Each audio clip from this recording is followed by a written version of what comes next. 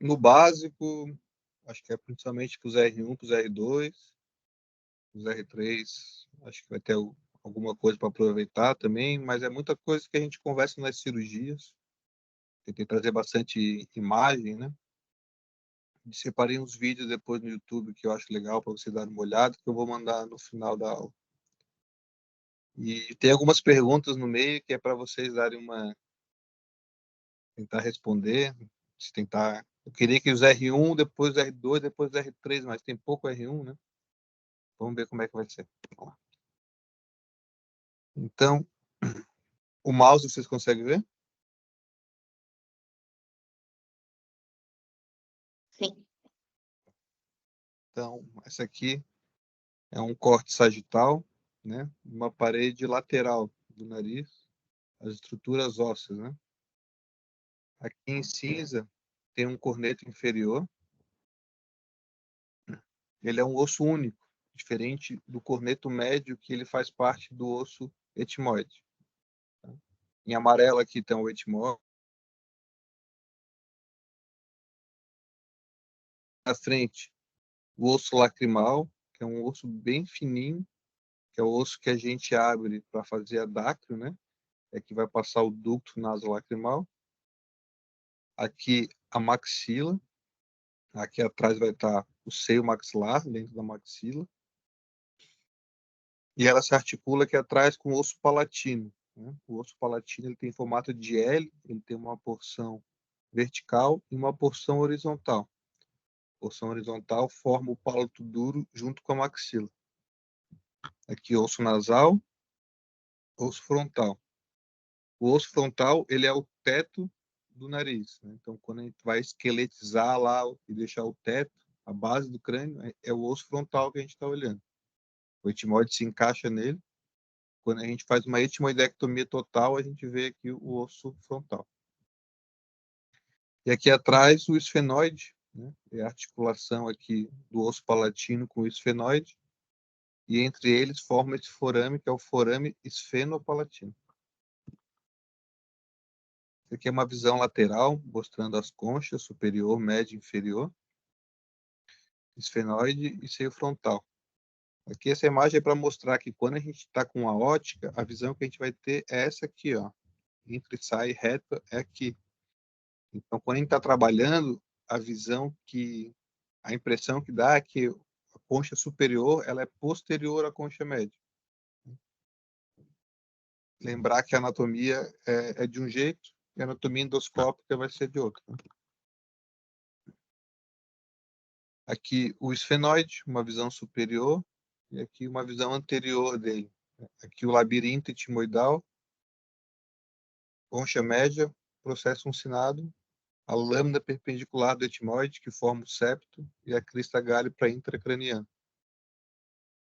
O seio frontal, desculpa, o osso frontal é aqui, uma visão de baixo para cima, é aqui que vai encaixar o etimoide, né? O etimoide encaixa aqui, e quando a gente faz a etimoidectomia, é esse teto que a gente vê. Tem aqui uma visão superior, mostrando aqui a lâmina cribiforme. O esfenoide é um osso bem complexo, ele é cheio de forames e estruturas. Para a gente aqui, o importante é o ósteo dele, né? Aqui o rostro, que é onde vai estar o ósteo, onde a gente abre para acessar o seio esfenoidal. A lâmina pterigoide, medial e lateral, aqui é onde se encaixa o palatino. E esses dois forames, o vidiano e o redondo. O vidiano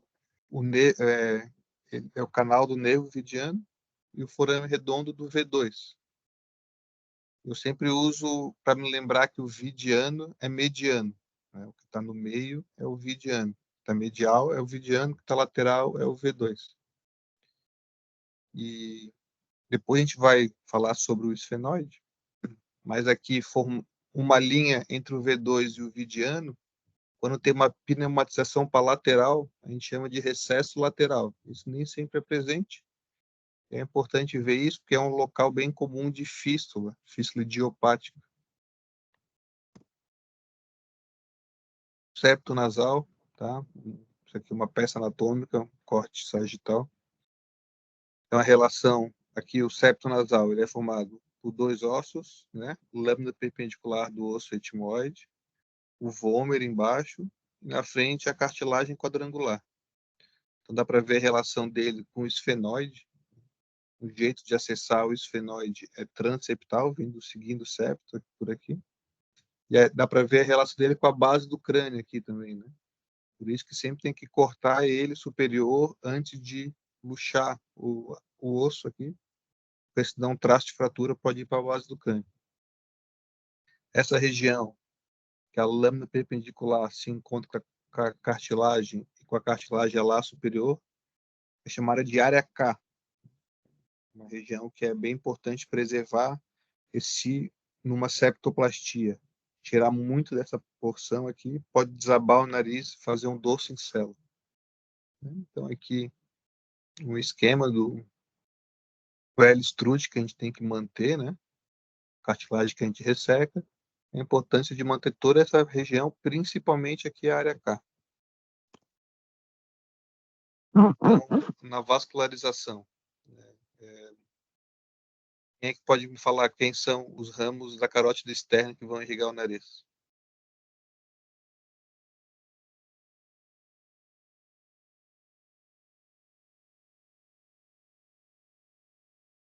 Ninguém? Alô? Artéria maxilar e a esfenopalatina. Pode repetir, Nadia? E a maxilar e a esfenopalatina. Maxilar, né, que... E a esfenopalatina. Isso. A esfeno, ela é o ramo terminal da artéria maxilar, né?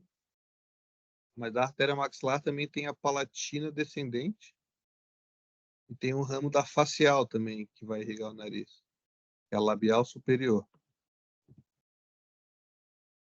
Então, a maxilar vai dar esfenopalatino, ramo terminal, a facial vai dar labial superior, e a maxilar, lá dentro da fossa pitérico-palatina, ela vai descer a palatina descendente e vai virar a palatina maior, depois eu vou mostrar para vocês. Aqui, um esqueminha, visão lateral, parede lateral, forame esfenopalatino, ainda aqui o ramo da esfenopalatino que vai irrigar a parede lateral. Aqui por dentro vai descer a palatina descendente, ela vai passar pelo forame palatino maior, vai chamar palatina maior e vai subir pelo forame incisivo. Aqui o raminho da facial, que é a labial superior, e aqui os ramos da carótida interna. Elas formam uma confluência, uma anastomose nessa região aqui. Que algum R1 pode me falar qual é o nome dessa região?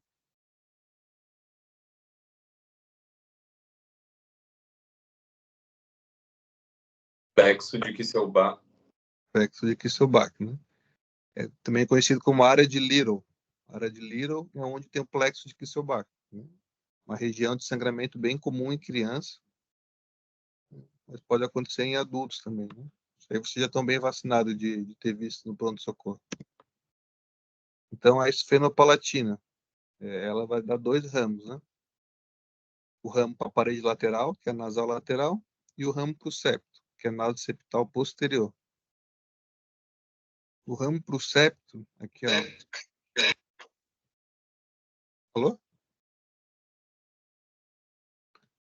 O ramo para o septo, ele vai correr aqui por trás da concha média, vai passar aqui bem embaixo, no arco da coana, bem embaixo do ósseo do esfenoide.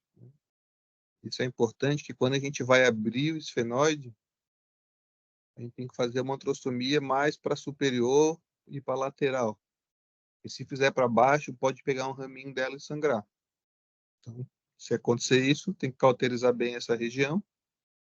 E também lembrar que ela vai ser o pedículo do nosso retalho nasoseptal. É um retalho do septo pediculado na nasoseptal.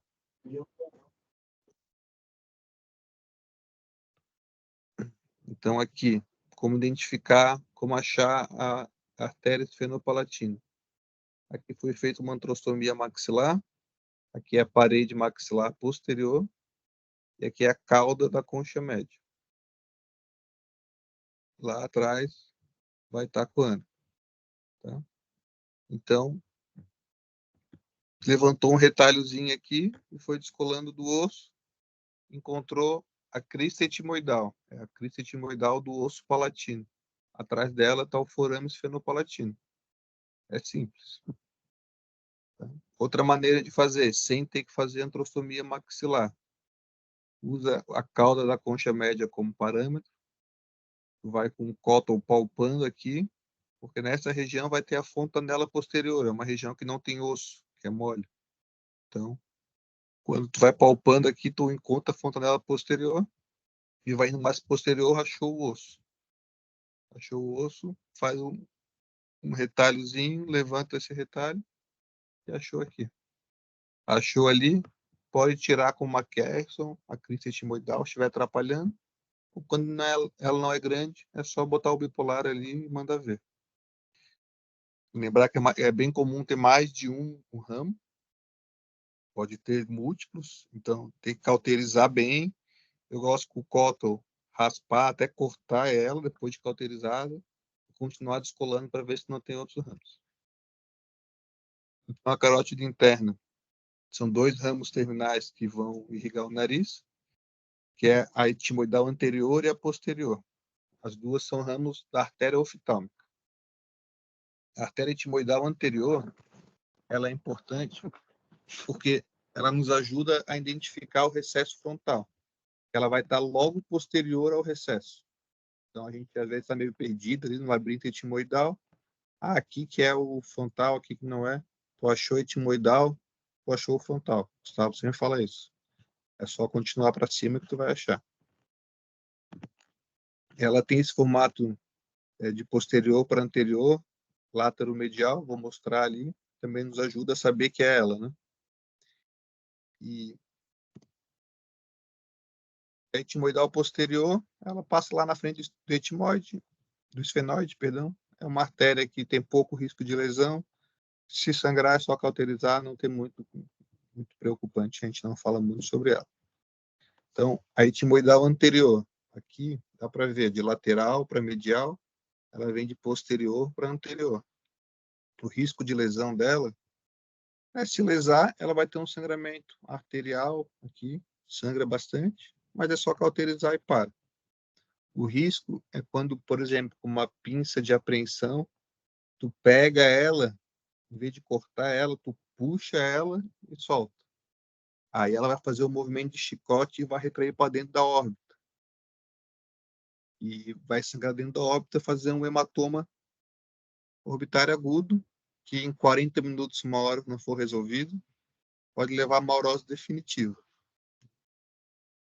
E outro risco, perto da base do crânio, é a região mais fina da base do crânio, é aqui, onde a etimoidal anterior entra na placa cribiforme, na lamela lateral da placa cribiforme. Então, aqui, cauterizou muito perto aqui, mexeu muito perto aqui, risco de hematoma orbitário. Mexeu muito perto aqui, risco de fístula. Então, a gente costuma mexer ela mais no meio, quando é preciso tirar algum caquinho, tirar algum osso aqui. Aqui dá para ver a etimoidal posterior aberto, logo após. Aqui uma visão superior mostrando a etimoidal anterior e posterior saindo da órbita e entrando na lamela cribiforme, na lâmina cribiforme. Na tomografia, como identificar? Aí vai lendo o livro, vai falar, é onde tem o reto medial e o oblíquo superior. Na prática, o biquinho. Tem o biquinho aqui na órbita, é etimoidal. Então, a gente vai olhar se ela vai estar no teto, esse biquinho, ou se ele vai estar solto aqui. Quanto mais solto for essa etimoidal, mais no meio do labirinto, mais risco tem de lesão, mais tem que ficar ligado antes da cirurgia. Então, resumindo, após a clareação do nariz, recebe ramos da esfenopalatina, da facial, da palatina maior e dos ramos da oftálmica, etimoidal anterior e posterior. Tá? Plexo Kisselbach, tudo isso a gente já falou. A gente já falou também. Só lembrando, né, que a etimoidal ela vai passar aqui e vai para a placa cribiforme, mas ela emite ramos para o septo também. Um desses ramos é aqui bem alto, é um local bem comum de sangramento arterial, um sangramento que classicamente ele sangra bastante. O paciente chega assim com uma toalha ou com um copo cheio de sangue, mas está sem sangrar. Aí tem que lembrar de sangramento dessa região chamada de S-point. Foi um brasileiro, Aldo Stan, um otorrino bem famoso, rinologista básico, que descreveu. E lembrar que quando a gente for levar para o centro cirúrgico esses pacientes, primeiro momento não se põe cotonoide. A gente aspira, lava bem e faz o topo diagnóstico. Porque se tu coloca cotonoide, o que acontece aqui, ó, a artéria sangrando, aí tu fala, não tem nada aqui e tal, e deixa passar. Tem muita gente que hoje em dia, quando vê um sangramento de S-point, só cauteriza ali. O Gustavo, e eu concordo com ele, sempre cauterizou esfenopalatina e todo ponto sangrante que ele achava, que ele nunca teve problema, e faz sentido. Não precisa ligar esfenopalatina quando for do S-point, eu acho que a gente tem que continuar fazendo do jeito que a gente faz. Então, as lamelas etimoidais. As lamelas, elas têm relação com a embriologia do nariz, mas para a gente aqui, cirurgicamente, a gente tem que pensar como portões do etimoide, né? Portões do meato médio. Então, primeiro portão, processo uncinado. Tirou o uncinado, próximo passo. Bula.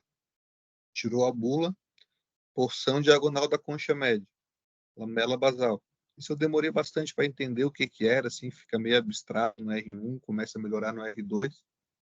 A média que não é a porção vertical, nem a porção horizontal. É a metade do caminho das duas. Importância dela. Divide etimoide anterior e posterior.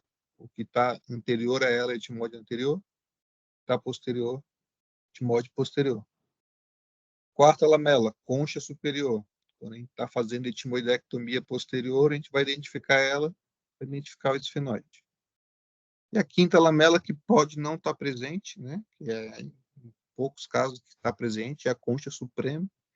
E algumas bibliografias trazem a parede anterior do esfenoide como uma quinta lamela. Tá? Então, isso aí que a gente está acostumado a ver sempre nas cirurgias. Primeira lamela, bula. Segunda lamela, primeira lamela, processo uncinado. Lamela, bula. Lamela, diagonal da concha média, ó, porção vertical, porção horizontal da concha média. Sobrou por aqui a lamela basal. Quarta lamela, concha superior. E quinta lamela, parede anterior do esfenoide ou concha suprema. Meato inferior, a gente fala pouco dele, porque tem pouca coisa acontecendo ali. O ducto nasolacrimal vai drenar por ali, pela válvula de Hasner, mas a gente, quando aborda o ducto, quando a gente faz a dacro, a gente vai fazer alto aqui, né, na frente da concha média. Então, a gente não fala muito de meato inferior. Uma peça anatômica do tratado, aqui anterior, aqui posterior. Concha inferior, cortada e rebatida. Aqui, válvula de Hasner, no meato inferior. Aqui, ó, seio frontal, vai drenar para cá. Processo uncinado, concha média levantada, rebatida. Entre processo uncinado e bula, o espaço bidimensional é semilunar, e o dimensional é infundido. Isso é chatinho, mas cai em prova. Variantes anatômicas da concha média. variante anatômica não é doença, é uma variação da anatomia. Ela pode ser a causa da doença. Uma concha média bolhosa, quando tem pneumatização dentro dela, ela pode estar obstruindo o complexo ósseo-meatal aqui, causando doença. O que vai fazer? A gente pode ressecar ela inteira ou ressecar apenas a porção meatal dela. Mesma coisa aqui. Concha média, ela vai fazer a voltinha para a lateral. Essa aqui está fazendo para a medial. Uma concha média paradoxal. Também pode ser causa de doença, ela pode ser grandona e está bloqueando aqui. Tá? Meato médio, que drena no meato médio. Frontal, maxilar, etimoide anterior. E no recesso esfeno-etimoidal, etimoide posterior e esfenoide. O processo ele é em forma de J, tem a porção horizontal e vertical. Tem várias inserções. A inserção mais importante que a gente tem que saber é essa inserção superior dele, né? Que é na parede medial da agernase. Sempre falo isso nas cirurgias do frontal, né? Conceito de barra vertical. O que é a barra vertical?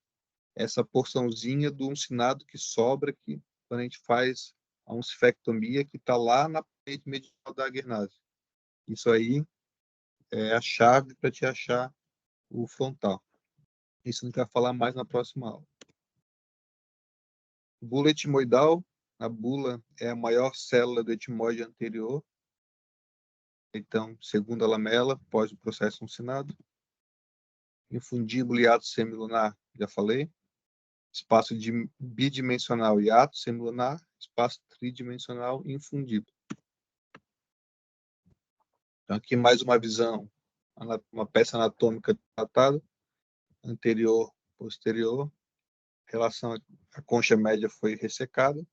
Estou mostrando a relação aqui do uncinado com a bula, né? Infundíbulo, hiato semilunar e espaço tridimensional infundíbulo. Então, no seio maxilar, entender o que é a fontanela posterior é importante. A parede medial do seio, ele tem essa porção que não tem osso, só tem mucosa, é onde vai ter o ósseo principal e pode ter ossos acessórios. E identificar o ósseo principal na antrostomia é fundamental, porque se tu não ligar a tua antrostomia com o ósseo principal, tu vai fazer 2 buracos. Vai sair a secreção por um buraco e entrar pelo outro. Vai fazer uma recirculação e o paciente vai ficar sempre com queixa de secreção, que não melhora, que não melhora.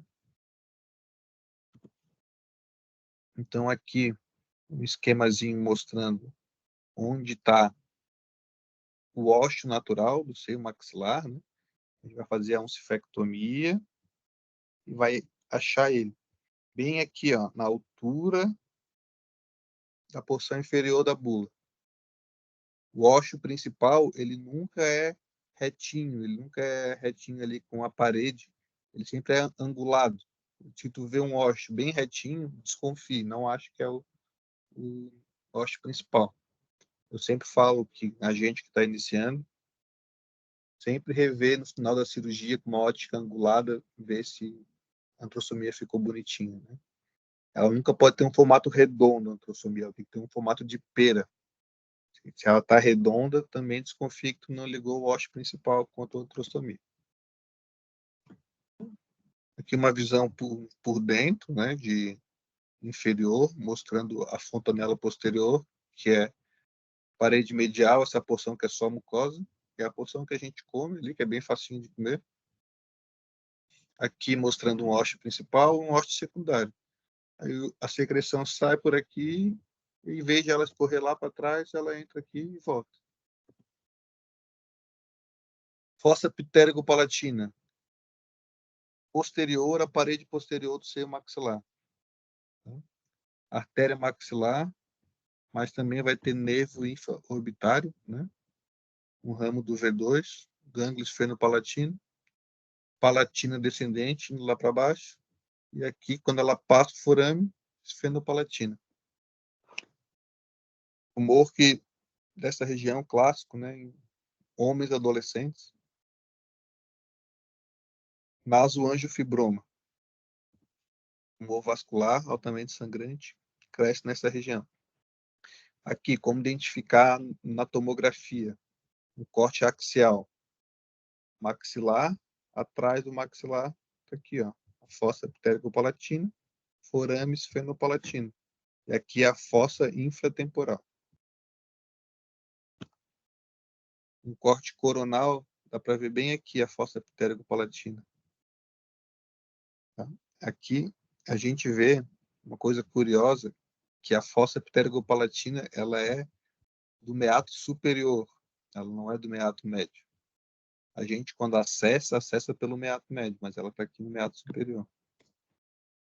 Lâmina papirácea é um osso fino que nem papel, por isso o nome papirácea, que divide a órbita da cavidade nasal. Célula de Haller. O que é uma célula de Haller? É uma célula que pneumatiza para inferior da órbita, para dentro do seio maxilar. Por que ela é importante? Identificar ela na tomografia, porque quando vai fazer a antrostomia, muitas maxilar, tu vai fazer a oncifectomia, tu vai ver um buraquinho, tu vai cair nele e falar, achei o maxilar. Não achou, tá dentro dela. Ele empurra o ósseo para baixo e fica bem difícil de achar o ósseo aqui embaixo. Né? Tem que identificar ela e depois vir palpando, fraturando essa parede dela aqui para achar.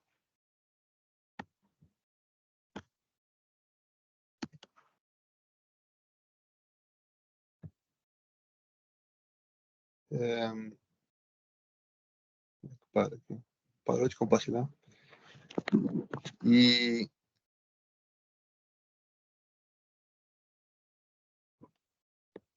eu fiz essa aula pensando em fazer perguntas para vocês, aí, mas eu vi que não funcionou. Tá? E aí ficou faltando falar de seio frontal e de esfenoide. Ainda vamos falar na próxima aula.